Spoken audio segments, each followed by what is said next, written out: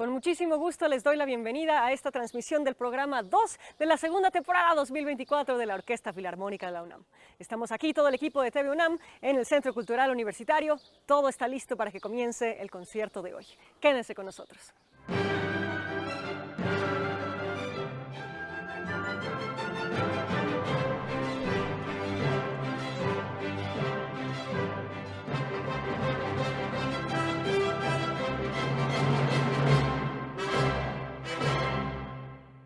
Este programa forma parte del foco Austria de esta temporada, así que escucharemos a dos compositores austriacos que enmarcan la obra de un británico. En la primera parte del concierto escucharemos el Vals Lento de Franz Schreker, una obra que anticipa la caída, pero también recuerda con nostalgia el género del vals y el imperio austriaco en general. Después vamos a escuchar el concierto para viola del compositor británico William Walton, dirigido por nuestro violista de la UFUNAM, Omar Pérez. Y después del intermedio escucharemos la Sinfonía 41, Júpiter, de Mozart, la última que escribió y una de las más celebradas de la historia. ¿Qué hay más austriaco que un vals? Cuando Franz Schreker llegó a Viena en 1888, todavía era la ciudad de Brahms y de Bruckner que danzaba al ritmo de los valses de Strauss. Pero Viena estaba a punto de ser transformado por una multitud de mentes brillantes que llegó a revolucionar todos los campos de las ciencias y las artes. Pero 20 años después, en 1908, cuando se escribió este vals, era claro para toda la sociedad que la época de oro del vals y de Austria ya había pasado y que el futuro era incierto.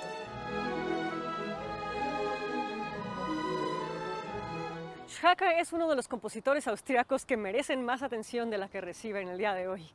En aquel torbellino llamado Viena, Schreker supo integrar a su música los lenguajes del momento, desde el romanticismo e impresionismo del siglo XIX hasta los lenguajes incipientes y experimentales de principios del siglo XX. Esta es la aportación de Schreker a un género que para este momento de la historia está mirando hacia atrás con nostalgia y al mismo tiempo mirando hacia adelante, contemplando su inminente final. Su vals combina la indulgencia, la expresividad y la sensualidad del fin del siglo vienés con la melancolía de los últimos años antes de la Gran Guerra. Su orquestación es inusualmente pequeña, solamente alientos madera, glockenspiel, triángulo, cuerdas y arpa. Pero esto no le quita riqueza, todo lo contrario. Él toma del lenguaje francés para construir un vals lejano, inbailable, una visión de un mundo que se desvanece. Pasemos ahora al concierto de viola de William Walton. Sobre este concierto, poco conocido fuera de Gran Bretaña, Christopher Palmer escribe lo siguiente: la viola no es un instrumento fácil para el cual escribir un concierto efectivo. El violín tiene una personalidad multifacética y siempre puede volar encima de la orquesta. El poder expresivo y la sensualidad lírica del violonchelo constantemente jalan la atención del público. Pero la viola es un instrumento más introvertido, un poeta y filósofo con un tono menos brillante que una orquesta distraída siempre puede opacar. Y sin embargo, en el concierto de Walton no nos percatamos nunca de ninguna de estas limitaciones.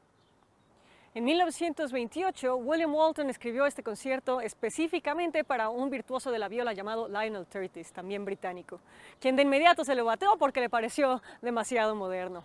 No pasa nada, Walton lo estrenó con alguien más y fue un éxito, su nombre creció y Lionel Curtis, arrepentido, integró después este excelente concierto a su repertorio y lo siguió tocando durante el resto de su vida.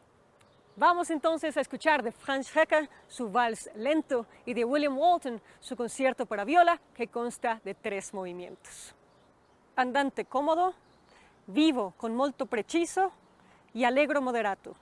Este concierto está dedicado al Programa Universitario de Estudios sobre la Ciudad por su 30 aniversario y es presentado en colaboración con la Coordinación Nacional de Música y Ópera del INVAL. Acompáñenme al interior de la sala Nezahualcóyotl, donde todo está listo para comenzar este concierto, con Omar Pérez como solista UFUNAM en la viola y Sylvain Gassenson como nuestro director titular en la batuta.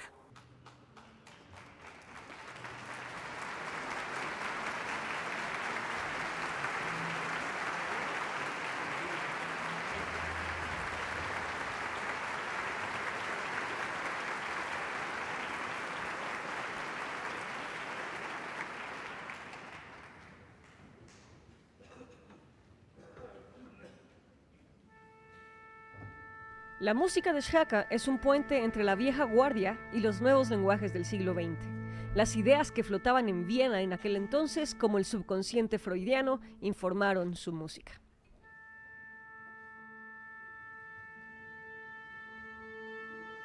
La obra de Franz Schreker está cargada de imágenes de sueños, de ilusiones y de llamados al mundo de lo sensual.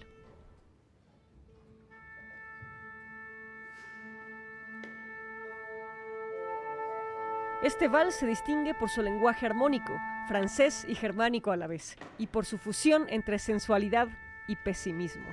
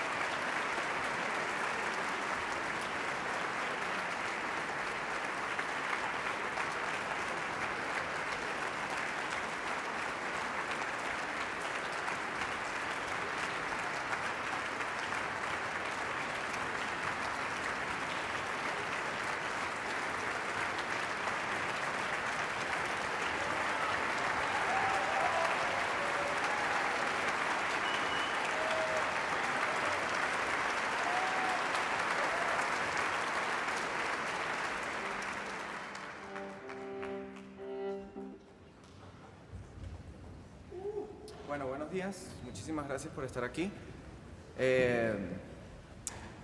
Un regalito, un pequeño, ¿cómo se diría esto? Dessert. Un postre. Ay. Para ustedes será la tercera, de la tercera suite de Bach, la Giga. Espero lo disfruten.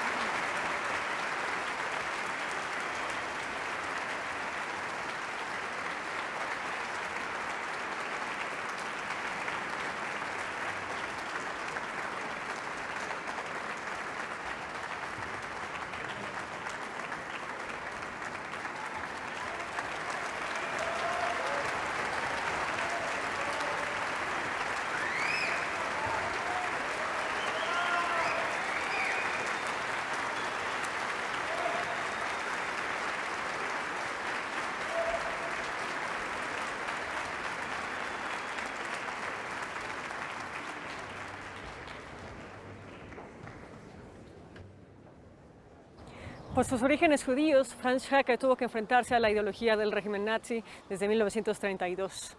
Perdió toda oportunidad de trabajar y su música fue considerada degenerada. Schreker murió en Berlín en 1934. Para comenzar este intermedio, vamos a una entrevista con el director titular de la FUNAM, Sylvain Cassançon. Bueno, este fin de semana tocamos 3 piezas, siguiendo con la idea del foco Austria, un primer compositor austriaco que es Franz Schreker, compositor de finales del siglo XIX, principios del siglo XX, un gran compositor postromántico. Luego viene una pieza que no es austríaca, pero es el concierto para viola de William Walton, y terminaremos con otro compositor austriaco, gran compositor que es Mozart, con la Sinfonía 41, la Júpiter. La idea de este foco no es solamente tocar música austriaca, pero tocar música del clasicismo. Entonces seguimos con las grandes obras del clasicismo y la Sinfonía 41 es una de estas grandes obras del clasicismo y es una pieza que vale la pena porque es una maravilla, o sea, es imposible no enamorarse de esta pieza. El violista que toca esta semana, Omar Pérez, que es miembro de la sección de violas de la orquesta, nos propuso el concierto de Walton porque es el más conocido, casi el más conocido del repertorio de la viola. Así que entra muy bien en la primera parte del concierto porque con la pieza romántica de Schreker y con este concierto tan romántico va a ser una primera parte muy llena de romanticismo y luego después de la pausa pasaremos al clasicismo mozartiano. Luego el concierto de Walton es un caso un poco diferente porque es un compositor inglés, se compuso en los años 20, entonces es un poco diferente el sentimiento, la sensación que va a recibir el público, pero lo que nos limpia el alma es el sonido de la viola. Es un instrumento que la gente debe conocer más, porque siempre se tocan conciertos de violín, conciertos de cello, pero de viola no. La gente no sabe cómo es la viola. Es un instrumento extraordinario porque tiene todo lo bueno del violín y todo lo bueno del cello. O sea, puede salir muy grave con un sonido muy amplio y puede salir muy brillante con un sonido muy agudo. Y entonces es un instrumento perfecto en este sentido porque se encuentra en el medio entre lo brillante del violín y lo suave del cello. Yo creo que es el efecto de la música de Mozart, de Haydn, no es el efecto de mi interpretación. O sea, por supuesto que vienen y aplauden para nosotros, pero de todas formas la música es de Mozart. Y si la tocamos de otra forma, será siempre Mozart. Y los aplausos son para Mozart. El entusiasmo viene de lo que provoca la música de Mozart, Haydn, Schreker, Walton, etcétera, etcétera. O sea, es música tan grande, tan increíblemente genial, que el entusiasmo se percibe porque la gente sienta como es nuestro propio entusiasmo. Entonces es algo que podemos transmitir al público y así lo reciben ellos y me parece que es una cosa que compartimos todos juntos y es importante hacerlo. Ahora vamos a una entrevista con nuestro solista de hoy a la viola, el maestro Omar Pérez. Pues bueno, para esta semana me tocará interpretar el concierto en la menor de William Walton para viola solista y orquesta. Pues en términos de interpretación es una música que podría decir que viene de bastante dentro porque comienza como bastante oscuro. Creo que pasea mucho por esa sensación. No son bombos y platillos, es algo que va más interno, que en ocasiones en la música también sale y grita. Hablando acerca del instrumento como tal, siempre es un reto, porque este es un instrumento que digamos que está hablando en términos de organización en cuerdas, está como en el medio entre el violín y el violonchelo. Es un instrumento que es el instrumento que tiene el registro más cercano a la voz y creo que en ese aspecto para el ejecutante, para nosotros los violistas, es como muy cercano a nosotros. Para mí va a ser un placer enorme estar en el medio del escenario experimentando el sonido de la UFUNAM, porque, como bien lo dices, yo siempre estoy, ya desde hace 5 años, formando parte de la masa sonora de la UFUNAM, pero ahora tengo que salir de allí. Ese, como digo, y vuelvo a lo que dije al principio, ese es el gran reto. Pero además de ser un reto, es un placer, porque estoy seguro que se va a sentir muy diferente.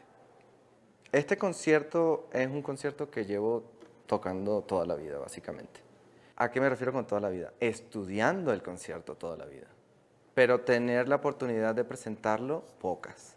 Por eso es que esta es una oportunidad y un reto también para mí, porque por fortuna sí hace muchos años lo toqué y esta segunda vuelta es querer buscar más profundidad en el discurso que quiero dar, en los matices que quisiera se experimenten en la sala, en esta sala increíble. O sea, creo que una de las cosas más bellas que yo he experimentado con la música es poder ser espectador de mi propia música y emocionarme por ella. Muy pocas veces lo he sentido. Pero las veces que lo he sentido, que de hecho lo puedo contar con las manos, que son solo 3 en todos estos más de 20 años tocando este instrumento, pagan el precio. A continuación vamos a la cápsula de hoy, el escandaloso vals. El escandaloso vals. El vals, aquella danza que asociamos con salones imperiales de baile, elegancia y buenos modales. Aquella danza que dio la vuelta al mundo y se transformó y adaptó a los sonidos tradicionales de varios continentes. Pero la popularidad del vals no surgió de su elegancia y asociación con la aristocracia. Todo lo contrario, cuando el vals puso al mundo a bailar, fue una danza extremadamente controversial. El vals fue, en sentido literal y figurado, revolucionario. A través de su historia, las reacciones al vals han cubierto el espectro del placer y la obsesión a la indignación, hostilidad y escándalo. Recordemos que las danzas europeas a lo largo de la historia eran principalmente danzas de poco contacto, no danzas cercanas de pareja. Las danzas de la aristocracia especialmente solían ser procesionales, lentas y solemnes. El antecedente directo del vals es el Ländler, una danza alpina en tiempo triple en la que la pareja baila dando vueltas en un abrazo cercano, que solía ser popular en Alemania, Baviera, Austria y Bohemia. Existen registros de esta danza desde la Edad Media. El hecho de que la pareja tuviera que abrazarse con tanta cercanía y bailar hasta marearse fueron una fuente constante de controversia al respecto del Ländler. Con la llegada de la Reforma, esta presión se incrementó y comenzaron a llegar las prohibiciones de toda danza inmoral. A lo largo de los siglos, la distancia entre la aristocracia y la clase popular se fue reduciendo gracias a la aparición de la clase burguesa. Al mismo tiempo, los Habsburgo comenzaron a tener terrenos en lugares más y más remotos del campo. Durante estos procesos, las danzas lentas y solemnes de la aristocracia comenzaron a contagiarse de las danzas más activas, sensuales y divertidas de los campesinos. Y así, las danzas lentas se volvieron más ágiles y las danzas campesinas empezaron a tener protocolos más elegantes. Así, pese a las prohibiciones, esta danza se fue volviendo más y más popular en áreas germanófonas durante el siglo XVIII. En 1765, Johann Wolfgang von Goethe, el autor de Fausto, se vio obligado a aprender a bailar esta danza, porque si no, resultaba imposible entrar en varios círculos sociales. Musicalmente, esta danza, que ya empezaba a convertirse en el vals, sigue el famoso ritmo de chuntata, chuntata, con un tiempo fuerte seguido por dos débiles. En la danza misma, mientras las parejas dan vueltas por el salón de baile, se enfatiza más el segundo tiempo que el primero, lo cual lleva a un mayor impulso, a una sensación de urgencia y de pasión que, según los escritos de la época, generaba una sensación casi de éxtasis. El contacto físico cercano entre personas del sexo opuesto, incluso entre extraños, en un lugar público, hubiera sido impensable antes del vals. La danza rompió todos los estándares éticos y les permitió a los danzantes de aquella época disfrutar de una experiencia que para aquel momento era altamente erótica. La cercanía del abrazo no era arbitraria. Para la velocidad de las vueltas es absolutamente necesaria o la fuerza centrífuga separaría a la pareja. El contacto visual también es esencial para no marearse. Y con tal cercanía de cara a cara, dar vueltas como locos en un salón lleno de otras parejas haciendo lo mismo convertían al vals en una experiencia irresistible. Era inevitable que esta danza llegara al palacio del emperador Habsburgo y de ahí a las mansiones de la alta sociedad vienesa. Pero su mezcla de elegancia y sensualidad era tan adictiva que a partir de 1800 el vals se puso de moda en toda la sociedad, de arriba a abajo, en salones de baile que no distinguían origen ni clase social. Artistas, varones, condes, mercaderes, señoritas, meseras, todos bailaban unos con otros en estos espacios. Pero un evento en particular cambió el curso de la historia del vals. Durante 9 meses, entre 1814 y 1815, después de las guerras napoleónicas, el Congreso de Viena juntó a la crema innata de la diplomacia europea para discutir cómo restaurar el nuevo orden europeo después de décadas de guerra.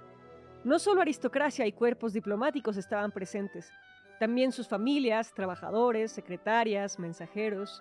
Más de 100.000 extranjeros vivieron en Viena durante esos 9 meses.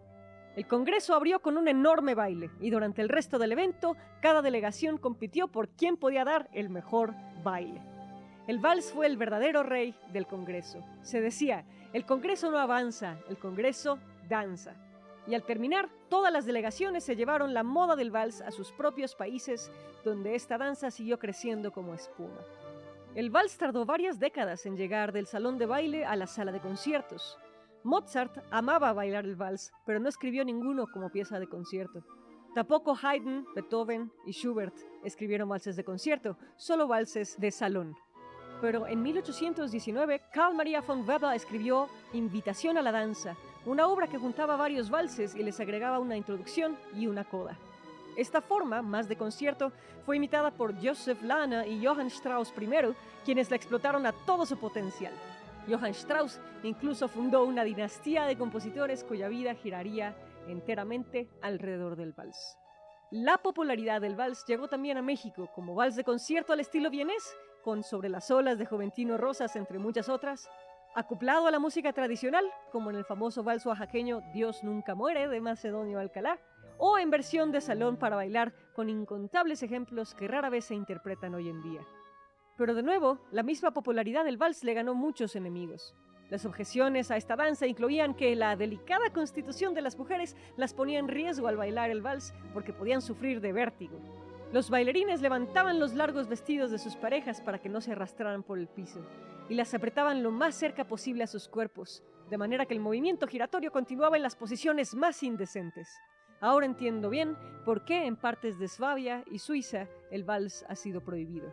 También se decía que el vals llevaría a un colapso social porque todos los hombres jóvenes estarían perdidos en el cuerpo, olvidando enfocar sus esfuerzos en la razón. Pero afortunadamente la sociedad no colapsó. Después de un largo auge, el vals tuvo su declive. Para inicios del siglo XX, este género ya estaba atardeciendo, junto con la misma Viena, y dando paso a otras formas más escandalosas del baile que vendrían a sustituirlo, como el tango y el charleston. Recordamos el vals como una danza elegante y aristocrática, pero es bueno recordar que la música se vuelve popular cuando es subversiva. El programa pasado escuchamos la Sinfonía 40 de Mozart y hablábamos un poco de cómo esta última trilogía de sinfonías fue escrita durante un momento muy difícil de su vida. Estas 3 sinfonías son reconocidas no solo por ser extraordinarias, sino por prefigurar el romanticismo que estaba a la vuelta de la esquina. Hoy nos toca escuchar su última sinfonía, su Sinfonía 41, Júpiter. ¿Por qué se llama Júpiter? Este apodo es posterior a Mozart y hasta donde sabemos se lo puso un editor de música. Un editor que decía que desde sus primeros acordes esta sinfonía le recordaba al poderoso dios romano Júpiter que lanzaba rayos desde sus manos. Desde sus primeros compases, Mozart nos presenta 2 motivos inmediatamente contrastantes. Tan, terrán, serrán, que son los rayos de Júpiter, y luego un suave suspiro. Mozart va a jugar con estas 2 energías, con estos polos opuestos durante todo el movimiento y en los siguientes movimientos también.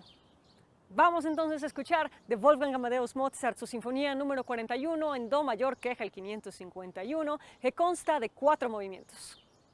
Allegro vivace, andante cantabile, allegretto y molto allegro.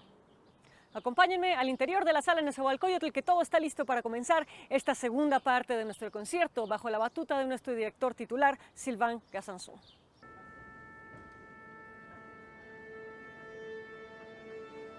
El segundo y tercer movimiento siguen los preceptos de la tradición.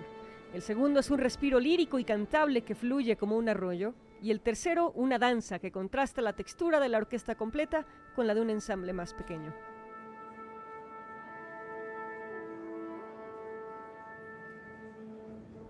Mozart guardó sus cartas para el cuarto y último movimiento.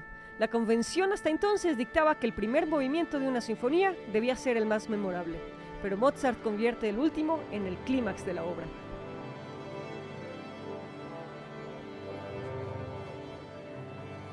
A lo largo del último movimiento desarrolla 5 temas. Cuando parece que está por terminar, Mozart nos sorprende con una fuga en la que los 5 temas se entrelazan estrechamente en un perfecto final a una de las sinfonías más celebradas de la historia.